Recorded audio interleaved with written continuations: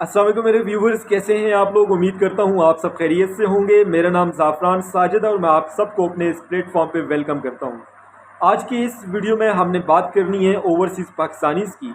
Overseas Pakistanis वो पाकिस्तानी हैं जो कि दियारे गैर में बैठ के मेहनत मजदूरी करके पाकिस्तान में बैठे हुए अपनी फैमिली मेम्बर्स को पैसे भेजते हैं और साथ साथ पाकिस्तान की जो इकॉनमी है उसको अपने रेमिटेंसेस की मदद से बूस्टअप करते हैं। आज की इस वीडियो में हमने सबसे पहले पॉपुलेशन ऑफ ओवरसीज़ पाकिस्तानीज़ की बात करनी है और कुछ सर्वे जो हैं, कुछ जो रिपोर्ट्स हैं जिनका स्टेटिस्टिक मैंने आपके साथ शेयर करना है। और उसके बाद हम ये भी देखेंगे कि किस कंट्री के अंदर कितने ओवरसीज़ पाकिस्तानीज़ हैं और वो कितनी अमाउंट जो है ना वो एज ए रेमिटेंसेस पाकिस्तान को भेज रहे हैं। और इसके साथ साथ हमने इस वीडियो में ये भी डिस्कस करना है कि ओवरसीज़ पाकिस्तानीज़ को हम लोग जो पाकिस्तान के अंदर रह रहे हैं या जो हमारी गवर्नमेंट है वो कैसे ट्रीट करती है। क्योंकि जितनी ओवरसीज़ पाकिस्तानीज़ को मैं जानता हूँ, जिनसे मेरी बात होती है, आप यकीन माने कि बेशक वो दियारे गैर में बैठे हैं और वहाँ पे वो अच्छे पैसे कमा रहे हैं, लेकिन उनको अपने मुल्क की जो यादें हैं वो किसी लम्हे सुकून नहीं देने देती। और मुल्क के अंदर जब भी कोई मिसहैप हो जाता है तो वो खून के आंसू रोते हैं। और सोशल मीडिया के ऊपर हम देखते हैं और प्रिंट मीडिया में हम देखते हैं कि किस तरह से वो जो ओवरसीज़ पाकिस्तानीज़ हैं वो पाकिस्तान का दुख लिए फिर रहे होते हैं और किस तरह से अपने ख्यालात का इज़हार करते हैं। ओके, स्टार्ट करते हैं। सबसे पहले हम पॉपुलेशन ऑफ ओवरसीज़ पाकिस्तानीज़ की बात कर लेते हैं। अच्छा, एक रिपोर्ट है जो कि ministry of overseas and human resource development ने 2017 में मतलब 2017 में पब्लिश की थी। जब मैंने ministry of overseas and HRD की वेबसाइट को ओपन किया तो वहाँ पे मुझे ये रिपोर्ट मिली जो कि 2017 में पब्लिश हुई थी और इसी का स्टेटिस्टिक मैं आपके साथ शेयर करता हूँ।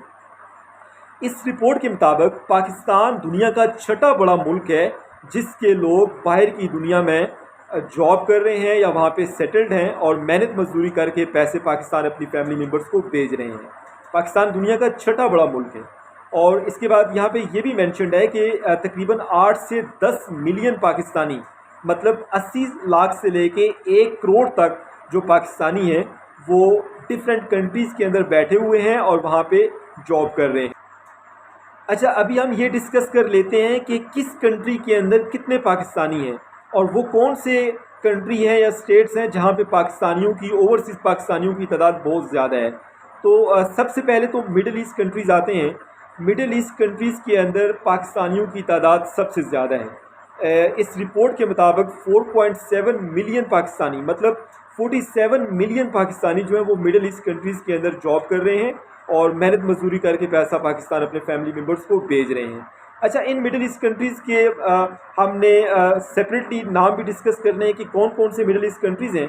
दूसरे नंबर पे अगर मैं आपको बताऊं तो दूसरे नंबर पे यूनाइटेड किंगडम का नाम आता है जिसमें तकरीबन 1.5 मिलियन मतलब 15 लाख के करीब पाकिस्तानी जो है ना वहाँ पे जॉब कर रहे हैं।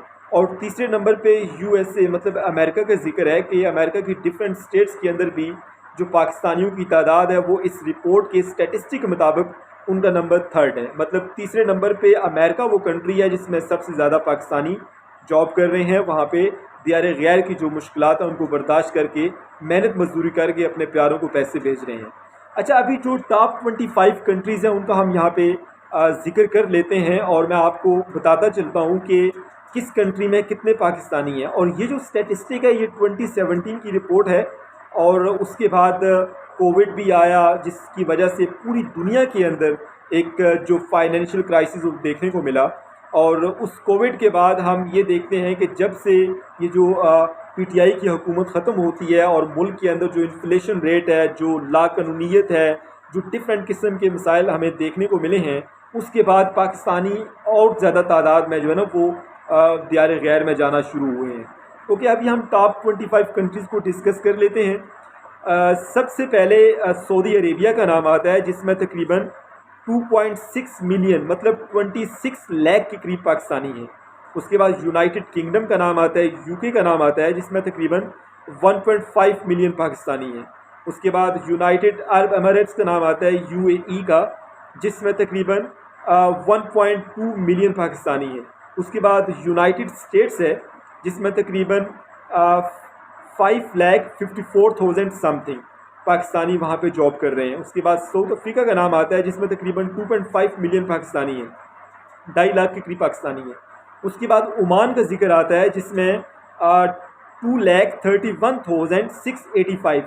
This is approximate statistic according to the Ministry of Overseas and HRD report which was published on 2017। Okay, उसके बाद उसके बाद कनाडा का नाम आता है जिसमें तकरीबन 2,15,000 समथिंग पाकिस्तानी हैं। मैं जल्दी से ज़रा गो थ्रू करता हूँ ताकि वीडियो की लेंथ ज़्यादा ना हो जाए। उसके बाद जर्मनी का नाम आता है जिसमें तकरीबन 1,24,000, इटली में 1,22,000, बहरीन के अंदर 1,17,000, कुवैत के अंदर 1,09,000, फ्रांस के अंदर 1,04,000, ऑस्ट्रेलिया के अंदर 97,000 समथिंग एंड देन उसके बाद मलेशिया का नाम है जिसमें 59,000 समथिंग, ईरान के अंदर 40,000, नॉर्वे के अंदर 39,000, ग्रीस मतलब यूनान के अंदर 34,000, डेनमार्क के अंदर 25,000, स्वीडन के अंदर 24,000, नेदरलैंड के अंदर 23,000, बेल्जियम के अंदर 19,000 समथिंग, हांगकॉन्ग के अंदर 18,000, न्यूजीलैंड के अंदर 3,261 अप्रोक्सीमेट स्टैटिस्टिक है ये। अच्छा, ये जो रिपोर्ट है ये 2017 में जैसे मैंने आपको पहले भी बताया है उसमें पब्लिश हुई थी और आज 2023 है, मतलब 6 साल गुजर चुके हैं। और इन 6 सालों के अंदर हमने सिर्फ 2020 में ये देखा था कि पाकिस्तान की जो जीडीपी है वो ओवरऑल इंक्रीज़ हुई थी और वो मैक्सिमम 6.49% उसमें ग्रोथ रेट हमने देखी थी। और इन 6 सालों में सिर्फ 2021 के अलावा बाकी जितने भी ईयर हमने देखे हैं उसमें डाउनफॉल हमें देखने को मिला है, जिसकी वजह से पाकिस्तानियों ने बाहर मूव करना शुरू किया है। तो ये जो स्टैटिस्टिक था पॉपुलेशन का ये मैंने आपके साथ शेयर किया है। अभी हम आगे बढ़ते हैं और आगे हम देखते हैं कि ये जो टॉप 25 कंट्रीज़ हैं इधर से जो रेमिटेंसेस हमें मिल रहे हैं वो कंट्री वाइज कितने हैं। ऑफकोर्स वो भी एक अप्रोक्सीमेट डाटा होगा जो मैं आपके साथ शेयर करूँगा। एक रिपोर्ट के मुताबिक पाकिस्तान दुनिया का 5वां बड़ा मुल्क है जो कि रेमिटेंसेस रिसीव करता है। पाकिस्तानियों की जो तादाद बाहर जॉब कर रही है, वो जो पैसा पाकिस्तान भेजती है उसकी क्वांटिटी इतनी ज़्यादा है कि पाकिस्तान का नंबर 5वां है ओवरऑल। और इसी रिपोर्ट के मुताबिक पाकिस्तान हर साल 19.3 बिलियन डॉलर जो है ना वो एज ए रेमिटेंसेस रिसीव करता है। अभी मैं कंट्री वाइज आपको बता देता हूँ, जैसे कि पहले भी मैंने टॉप 25 कंट्रीज़ का जिक्र किया है जिसमें पाकिस्तानी जो है ना वो डिफरेंट नंबर्स के साथ मौजूद हैं। अभी मैं कुछ कंट्रीज़ का जिक्र करता हूँ और सिर्फ 2016 के अंदर जो पाकिस्तान ने रेमिटेंसेस रिसीव किए हैं डिफरेंट कंट्री से उनका मैं यहाँ पे जिक्र करता हूँ। तो सबसे पहले सऊदी अरेबिया का नाम आता है और यूएई का नाम आता है। और पाकिस्तान जो सऊदी अरेबिया से जो पाकिस्तान ने 2016 में रेमिटेंसेस रिसीव किए हैं वो 5.8 बिलियन डॉलर हैं। उसके बाद यूएई से 5.7 बिलियन डॉलर। तीसरे नंबर पे यूके का नाम है जिसमें 1.7 billion dollar as a remittances Pakistan ने रिसीव किए हैं। उसके बाद यूएस का नाम है 1.33 बिलियन डॉलर, कुवैत से 1 बिलियन डॉलर, कनाडा से 565 मिलियन डॉलर, सिंगापुर से 531 मिलियन डॉलर।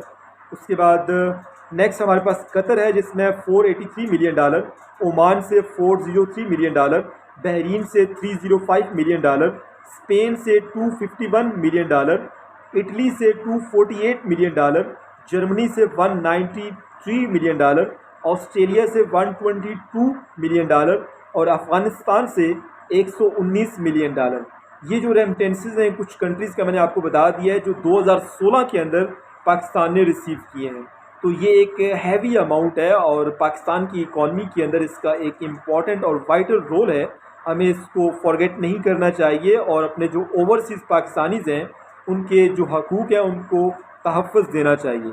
अभी हम कुछ दिन पहले देख रहे थे कि एक बुज़ुर्ग शहरी थे जो कनाडा में जॉब कर रहे थे। जब वो पाकिस्तान आते हैं और उन्होंने कनाडा में रहते हुए जब वो मेहनत मजदूरी कर रहे थे तो उन्होंने अपनी मेहनत की कमाई से पार्क व्यू जो हाउसिंग सोसाइटी है जो कि अलीम ख़ान के अंडर आती है उसमें एक प्लाट ख़रीदा है। और जब वो पाकिस्तान आते हैं प्लाट को अपने नाम कराने के लिए तो पता चलता है कि उनके नाम पे तो कोई प्लाट है ही नहीं है। और ओके, अभी हम बात कर लेते हैं एक और रिपोर्ट की। और ये जो रिपोर्ट है ये हमें ये बताती है कि 1981 से लेके 2023 तक कितने पाकिस्तानी हैं जो कि एम्प्लॉयमेंट की वजह से डिफरेंट कंट्रीज़ के अंदर रजिस्टर्ड हैं। ऑफ कोर्स यहाँ पे पॉसिबल नहीं होगा कि मैं हर एक ईयर का आपको बताऊँ, तो सिर्फ मैं 2023 का जो डाटा है वो आपके साथ शेयर करूँगा और आपको बताऊँगा कि फ़ेडरल के एरिया से कितने लोग जो है ना वो बाहर की दुनिया में एम्प्लॉयमेंट की वजह से रजिस्टर्ड हैं। पंजाब के एरिया से, मतलब पंजाब का डोमिसाइल रखने वाले कितने लोग बाहर की दुनिया में एम्प्लॉयमेंट की वजह से रजिस्टर्ड हैं। Similarly Sindh, Balochistan, Kashmir and so on. Okay, start करते हैं। ये जो रिपोर्ट है ये basically bureau of immigration and overseas employment ने पब्लिश की है और यहाँ पे आप देख भी सकते हैं। और इसका जो 2023 का डाटा है मैं आपके साथ शेयर करने लगा हूँ, आपने गौर से सुनना है। सबसे पहले हम फेडरल की बात करते हैं। फेडरल का डोमिसाइल रखने वाले तकरीबन 93,299, मतलब 93,000 के करीब लोग हैं फेडरल के एरिया से जो बाहर की दुनिया में एम्प्लॉयमेंट की वजह से रजिस्टर्ड हैं। उसके बाद हम पंजाब का जिक्र करते हैं तो पंजाब से तकरीबन 62,90,645, दिस इज़ अप्रोक्सीमेट फिगर, मतलब 62 लाख के करीब, अप्रोक्सीमेटली 63 लाख बनता है के करीब लोग जो पंजाब को डोमिसाइल रखने वाले हैं वो बाहर की दुनिया में एम्प्लॉयमेंट की वजह से रजिस्टर्ड हैं। उसके बाद नेक्स्ट हमारे पास जो नाम आता है वो है सिंध का। सिंध के तकरीबन 11,37,901 लोग जो है ना वो बाहर की दुनिया में एम्प्लॉयमेंट की वजह से रजिस्टर्ड हैं। उसके बाद नेक्स्ट मैं बात कर लेता हूँ। नेक्स्ट हमारे पास KPK है, खैबर पख्तूनख्वा। इसके कितने लोग जिनका डोमिसाइल KPK से है वो तकरीबन 31,29,157 ये लोग हैं जो KPK का डोमिसाइल रखते हैं और दियार गैर में जॉब कर रहे हैं, वहाँ पे एम्प्लॉयमेंट की वजह से रजिस्टर्ड हैं। इस तरह से बाकी भी यहाँ पे बलूचिस्तान का भी जिक्र है। तकरीबन 1,30,000 लोग जो है ना बलूचिस्तान का डोमिसाइल रखने वाले वो बाहर की दुनिया में एम्प्लॉयमेंट की वजह से रजिस्टर्ड हैं और बाकी भी यहाँ पे आप देख सकते हैं। और टोटल हमारे पास जो 2023 तक जो लोग पाकिस्तान से बाहर की दुनिया में एम्प्लॉयमेंट की वजह से रजिस्टर्ड हैं, ये सारे प्रोविंसेस को मैंने मिला दिया है, फाटा के एरिया को मिला दिया है, फेडरल के एरिया को मिला दिया है, ये सारों को हमने मिलाया है। उसके बाद हमारे पास जो अप्रोक्सीमेट फिगर बनता है वो तकरीबन 1,21,69,047, मतलब 1,21,00,000 के करीब लोग हैं जो पाकिस्तानी हैं और बाहर की दुनिया में एम्प्लॉयमेंट की वजह से रजिस्टर्ड हैं। ये एक बहुत बड़ा फिगर है और हमारी अब जो आबादी है, अभी जो लेटेस्ट हमारा कंसेंसस हुआ है उसके मुताबिक हमारी जो आबादी है वो तकरीबन 232 मिलियन है और ये 232 मिलियन में से अगर 1,21,00,000 लोग जो हैं वो बाहर की दुनिया में एम्प्लॉयमेंट की वजह से रजिस्टर्ड है, तो ये एक हैवी नंबर है। और इसी वजह से पाकिस्तान दुनिया का छठा बड़ा मुल्क है, जो कि ओवरसीज़ मिनिस्ट्री ऑफ ओवरसीज़ की रिपोर्ट मैंने आपके साथ थोड़ी देर पहले शेयर की थी। उस रिपोर्ट के मुताबिक पाकिस्तान दुनिया का छठा बड़ा मुल्क है जिसके लोग दियार गैर में जॉब कर रहे हैं, वहाँ पे सेटल्ड हैं। ओके, अब हम ज़रा आगे चलते हैं और बात करते हैं कि ओवरसीज़ पाकिस्तानीज़ और उनकी फैमिली की वेलफेयर को इंश्योर करने के लिए वो कौन सी पब्लिक सेक्टर कंपनी है पाकिस्तान के अंदर जो काम कर रही है। उसका नाम मैं आपको बताता चलूँ, उसका नाम है overseas Pakistanis foundation, OPF। OPF basically जो इमिग्रेशन आर्डीनेंस है 1979 उसके थ्रू एस्टेब्लिश हुई थी और ये जो है बेसिकली एक रजिस्टर्ड पब्लिक सेक्टर कंपनी है जो कि 8 जुलाई 1979 को रजिस्टर्ड हुई थी और इसका विज़न यही है कि जो ओवरसीज़ पाकिस्तानीज़ और उनकी फैमिली है उनकी वेलफेयर को इंश्योर करना। अच्छा, इसके जो एग्जीक्यूटिव मेंबर्स हैं और जो इसके बोर्ड ऑफ गवर्नर्स हैं वो भी मैं आपको शॉर्टली बताता चलूँ। प्राइम मिनिस्टर शहबाज शरीफ इसके एग्जीक्यूटिव मेंबर्स में आते हैं। उसके बाद जो फेडरल मिनिस्टर हैं for overseas Pakistanis and HRD, human resource development, उनका नाम है मिस्टर साजिद हुसैन तूरी। और उसके बाद special assistant to prime minister for overseas Pakistanis, उनका नाम है सरदार सलीम हैदर। और उसके बाद सैयद आगा रफ़ीउल्लाह जो कि पार्लियामेंट्री सेक्रेटरी हैं ओवरसीज़ पाकिस्तानीज़ के लिए। और उसके बाद मिस्टर जुल्फ़िकार हैदर हैं जो कि फेडरल सेक्रेटरी हैं, चेयरमैन बोर्ड ऑफ गवर्नर्स हैं। और उसके बाद नेक्स्ट हमारे पास डॉक्टर अमर शेख हैं जो कि मैनेजिंग डायरेक्टर हैं फॉर ओवरसीज़ पाकिस्तानीज़। और उसके बाद जो बोर्ड ऑफ गवर्नर्स हैं उनमें मैं शॉर्टली आपको बताता चलूँ, मिस्टर जुल्फ़िकार हैदर हैं, डॉक्टर अमर शेख हैं, मिस्टर खालिद महमूद राजा हैं, मिस्टर माजिद अली चौधरी हैं एंड इस तरह से 3-4 नाम और भी हैं जो कि बोर्ड ऑफ गवर्नर्स की जो टीम है ना ओवरसीज़ पाकिस्तानीज़ के मसले मसाइल को देखने के लिए उनके मेंबर हैं। अब सवाल ये पैदा होता है कि ये जो ओवरसीज़ पाकिस्तानी की मिनिस्ट्री है और इसके अंदर जो एग्जीक्यूटिव मेंबर्स हैं और जो बोर्ड ऑफ गवर्नर्स के मेंबर हैं, क्या वो अपना काम सही तरह से निभा रहे हैं? क्योंकि हमने कुछ टाइम पहले देखा था कि जो ख्वाजा आसिफ हैं, जो कि डिफेंस मिनिस्टर हैं, वो असेंबली के फ्लोर पे खड़े होकर ओवरसीज़ पाकिस्तानियों के लिए उन्होंने जो लैंग्वेज यूज़ की और जिस तरह से उसको सोशल मीडिया पे कंटेम्प्ट किया गया, वो सब आपके सामने है। मैं वो सारी चीज़ें दोहराना नहीं चाहता, क्योंकि मैं ये समझता हूँ कि देखें, जो ओवरसीज़ पाकिस्तानीज़ हैं, जो कि तकरीबन 1,21,00,000 के करीब हैं, उनके भेजे हुए जो रेमिटेंसेस हैं वो हमारे फॉरेन एक्सचेंज रिजर्व्स को बूस्ट करने के लिए बहुत इंपॉर्टेंट हैं। और आपको पता है कि इसके साथ साथ हमने पीटीआई के दौर में ये देखा था कि पीटीआई के जो चेयरमैन इमरान खान हैं, उन्होंने अपनी बेशतर तकारीर में ये कहा है कि जो ओवरसीज़ पाकिस्तानीज़ हैं वो हमारा असासा हैं, क्योंकि उनके भेजे हुए रेमिटेंसेस से ही हमारा मुल्क चल रहा है। और इसी वजह से उन्होंने ओवरसीज़ पाकिस्तानीज़ को वोट का भी हक दिया था। लेकिन बदकिस्मती से जब 2022 में पीटीआई की गवर्नमेंट ख़त्म हुई और पीडीएम कोalition गवर्नमेंट पावर में आती है, तो वो सबसे पहले ओवरसीज़ पाकिस्तानीज़ के वोट को ख़त्म कर देती है। और मैं ये भी समझता हूँ कि क्योंकि ओके, आगे चलते हैं और बात करते हैं न्यूयॉर्क टाइम्स के अंदर पब्लिश होने वाला एक आर्टिकल जो कि 1 जुलाई 2023 को पब्लिश हुआ है। इस आर्टिकल को मैं पढ़ रहा था और इस आर्टिकल के अंदर हैरत अंगेज़ किस्म के इंकशाफात हुए हैं न्यूयॉर्क टाइम्स की तरफ से। इस आर्टिकल का जो टाइटल है वो है everyone knew the migrant ship was doomed, no one help. मतलब कि जो महाजर अफराद की कश्ती थी वो सब जानते थे कि डूब रही है, लेकिन किसी ने हेल्प नहीं की। अच्छा, इस आर्टिकल के अंदर लिखा गया है कि तकरीबन 600 से ज़ायद महाजर अफराद से लदा बहरी जहाज़, जिसमें तकरीबन 350 पाकिस्तानी नौजवान भी सवार थे, यूनान के समुंदर में डूबने से बचाया जा सकता था, लेकिन बचाने वाली नज़दीकी साहिली कुफ्तों ने दानस्ता गफलत बरती और जहाज़ डूब गया। न्यूयॉर्क टाइम लिखता है कि 9 जून 2023 को लीबिया से रवाना होने वाला इस बदकिस्मत बहरी जहाज़, जिसका नाम अड्रियाना है, बारे हमें जितनी भी हवाई, बहरी और सेटेलाइट मालूमात मिली हैं, सब यही बताती हैं कि बदकिस्मत बहरी जहाज़ के बेशतर अफराद को बआसानी बचाया जा सकता था, लेकिन यूनान के हुकूमत ने, उनकी इस्टेब्लिशमेंट ने जो है ना वो गफलत बरती है, जिसकी वजह से कीमती जानी नुकसान हुआ है।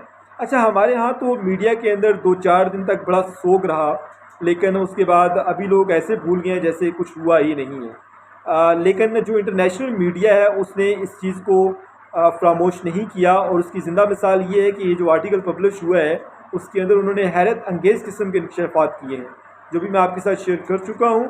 आगे चलते हैं और एक और बात मैं आपके साथ शेयर करता चलूँ। इस आर्टिकल के अंदर ये भी मेंशन है कि दुख की बात ये है, रंज की बात ये है कि पाकिस्तान की जो 12 जमाती इत्तेहादी हैं, जो कि पीडीएम कोalition गवर्नमेंट है, और उनके जो वज़ीर-ए-आज़म हैं, उन्होंने अभी तक यूनान की इस्टेब्लिशमेंट और यूनान की जो गवर्नमेंट है उनसे सरकारी सतह पे कोई उनसे पूछगछ नहीं की कि भाई आपकी तमाम बहरिया और कमर्शियल बहरी जहाज़ों के होते हुए 350 पाकिस्तानी कैसे डूब गए हैं, और इन्होंने इस चीज़ को गवारा नहीं किया कि उनसे पूछें। इसकी एक वजह यह भी है कि पाकिस्तान के अंदर जो इंसानी जानों का ज़िया है वो एक आम सी बात है। देखें, यहाँ पे जब भी कोई एहतजाज होता है, अभी 9 मई की हम बात कर लेते हैं। 9 मई में जब इमरान खान को अरेस्ट किया जाता है, उसके बाद इमरान खान के जो हामी हैं, जो पीटीआई सपोर्टर हैं, वो सड़कों पे आते हैं, और जो एक खाना जंगी का माहौल हमने देखा है, जिसमें 17 से 19 लोग दुनिया से कूच कर गए हैं, लेकिन किसी ज़िम्मेदार ने, हुकूमत के किसी बंदे ने उन 17 से 19 लोगों का जिक्र नहीं किया। हाँ, जिक्र किया है तो ये किया है कि क्यों आपने अमारात को जलाया है, ये किया है, वो किया। ऑफकोर्स उसको भी हमें कंडेम करना चाहिए। हमारी अपनी चीज़ें हैं, अपने मुल्क की चीज़ें हैं, उनको इस तरह से जलाना, उनको नुकसान पहुँचाना ये अच्छी चीज़ नहीं है, लेकिन जो कीमती जानें हैं उनसे बढ़ के तो कुछ भी नहीं है ना।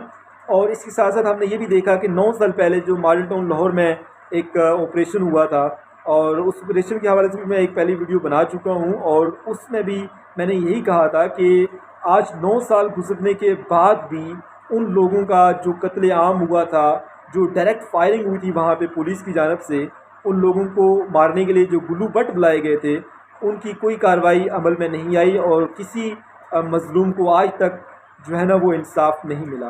तो इसके साथ साथ ओवरसीज़ पाकिस्तानीज़ के हवाले से अगर हम बात करें तो ओवरसीज़ पाकिस्तानी पिछले दिनों की बात है कि मुज़ाकरात एक जो शो है उसमें, जो कि वासिफ चौधरी जिसकी मेज़बानी करते हैं, उसमें एक मेहमान आती हैं जो कि अपकमिंग एक्ट्रेस भी थी, और उन्होंने ओवरसीज़ पाकिस्तानीज़ के हवाले से जो लैंग्वेज यूज़ की है वो आप सबको पता है। और उसके बाद जब ट्रोलिंग शुरू होती है सोशल मीडिया पे तो फिर उसके बाद वो माफ़ी मांगती हैं। तो ओवरसीज़ पाकिस्तानीज़ हमारा बेहतरीन एहसासा हैं, हमें चाहिए कि उनकी वेलफेयर को प्रॉपर इंश्योर किया जाए, क्योंकि उनके भेजे हुए जो रेमिटेंसेस हैं उन्हीं से हमारा मुल्क चल रहा है। अदरवाइज़ हमारे मुल्क के अंदर जो एक्सपोर्ट के हालात हैं, जो इंडस्ट्री के हालात हैं, वो आपके सामने ही हैं। कोई भी ऐसा सेक्टर नहीं है जो कोई हमें मुनाफा दे रहा है, और हम लोग कर्ज़ पे कर्ज़ लिए जा रहे हैं। और एग्रीकल्चर सेक्टर, क्योंकि हम एक ज़री मुल्क हैं, लेकिन फिर भी हम देख लें कि जो गंदम है वो बाहर से हम इंपोर्ट कर रहे होते हैं। तो ये लम्हा फ़िक्रिया है, हमें इसके बारे में सोचना चाहिए और ओवरसीज़ पाकिस्तानीज़ को उनके हकूक़ देने चाहिए। Thank you so much for watching my video.